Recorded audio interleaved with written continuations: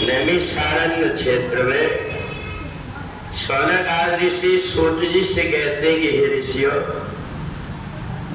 जिस परिवार में सुमति रहती है उस परिवार में सब प्रकार की सुख सुविधा होती है, और जहां पर कुमति होती है हर व्यक्ति अपने अपने को श्रेष्ठ मानता है, वहां पर कई प्रकार की विपत्ति आ जाती है। हिमाचल प्रदेश में एक राजा के यहाँ सब प्रकार से धन संपत्ति सब कुछ है, परंतु वहां एक न एक प्रकार की बीमारी बनी रहती। एक नई विवाह करके बहू आई, उसने देखा कि हमारे घर में एक न एक प्रकार के रोग लगे रहते हैं और एक दूसरे को बुरा सोचते रहते हैं हर व्यक्ति कुमति के कारण। उसको बड़ा दुख हुआ। उसने अपने मायके में रहकर के कार्तिक के महीने में भगवान का पूजन किया था।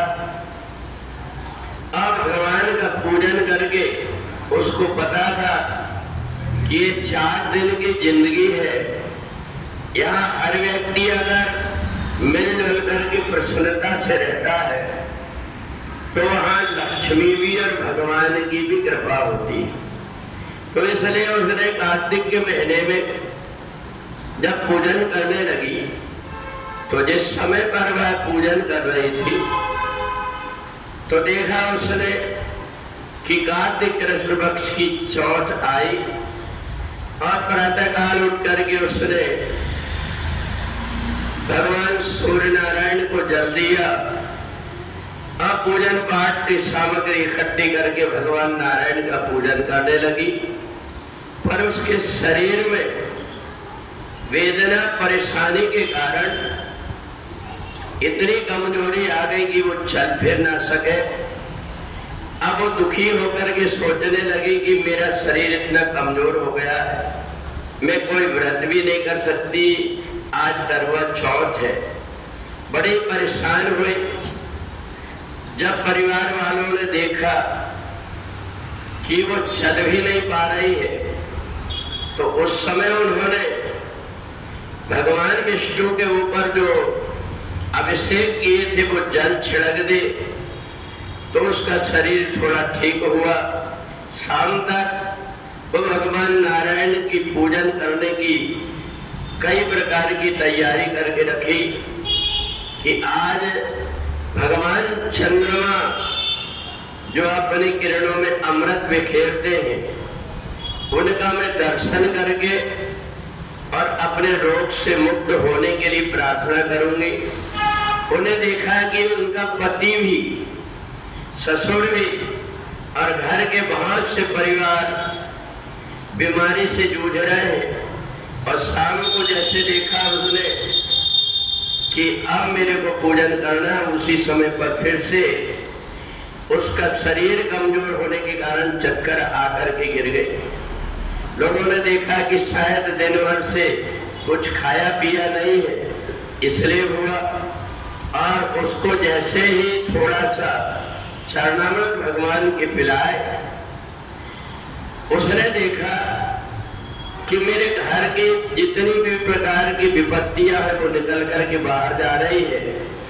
और सब परिवार के लोगों ने मिलकर के चंद्रमा को अर्घ दिया और भगवान चंद्रमा को अर्घ दे करके सोम मंत्र और महामृत्युंजय का जाप किए, जिससे उनका पूरा परिवार के रोग मुक्त हो गया। सूत जी कहते हैं कि हे ऋषियों, ये जो करवा चौथ का व्रत है जिसकी जैसी श्रद्धा अलग अलग प्रदेशों में अलग अलग प्रकार की परंपराएं हैं, उसके अनुरूप करवा लेकर के उनके पूजन करके अपने परिवार के वरिष्ठ जनों का सम्मान किया जाता है।